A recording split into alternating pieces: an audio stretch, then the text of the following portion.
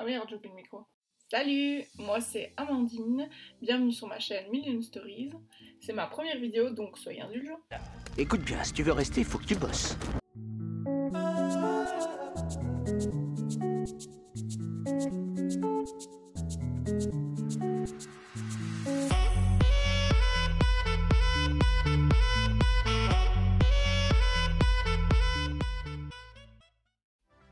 Dans mes vidéos, je vais aborder différents sujets liés à Disney, vous l'aurez compris. Je vous présenterai des artbooks, des vlogs à Disney, des tutos bricolage, des nouveautés du parc.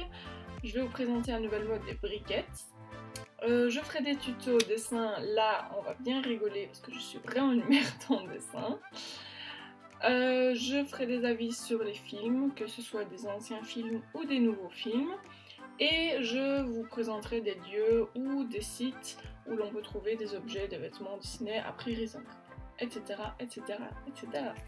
Aujourd'hui, je vais vous parler d'un artbook qui est plutôt sympa et qui s'intitule Les méchants Disney, portraits et origines des plus inoubliables vilains. Et donc, c'est de l'édition Huggin et Muggin. C'est de l'édition Huggin et Muggin. Et Muggin. Je me trompe. Je l'ai vu, en fait, il m'a tapé dans l'œil de par sa couverture. Pour ceux qui voudraient l'acheter, il est vraiment facile à lire. Comme on peut le voir, il y a beaucoup de dessins et peu de texte.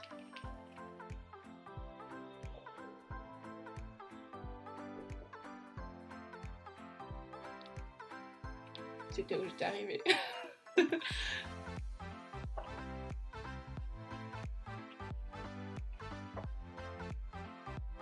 Alors, voici le sommaire. Le livre classe les personnages en fonction de leur méchanceté. Par exemple, ceux qui veulent le pouvoir sont classés dans la partie Game of Thrones.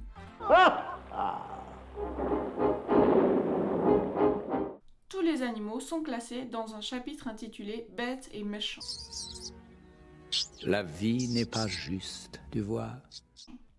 Ou encore la partie Une famille en or, qui classe tous les méchants ayant un lien de parenté avec le héros, comme Lady de Trémène ou Mère Gothel.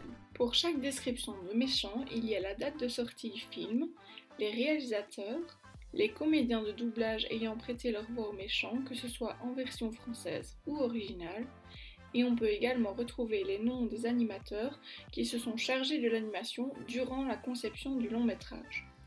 On peut voir plusieurs artworks et dessins préparatoires du personnage en question.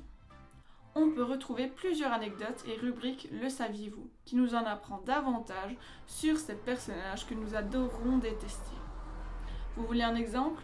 Rappelez-vous dans Monstres et compagnie, lorsque Léon menace Fouine son assistant. Il dit « Si je n'ai pas une nouvelle porte dans moins de 5 secondes, je t'expédie la tête la première dans le broyeur. » Eh bien, vous devez savoir que Steve Buscemi, la voix américaine de Léon, interprète dans le film Fargo de 1996 un personnage qui se fait assassiner et termine déchiqueté dans un broyeur de végétaux.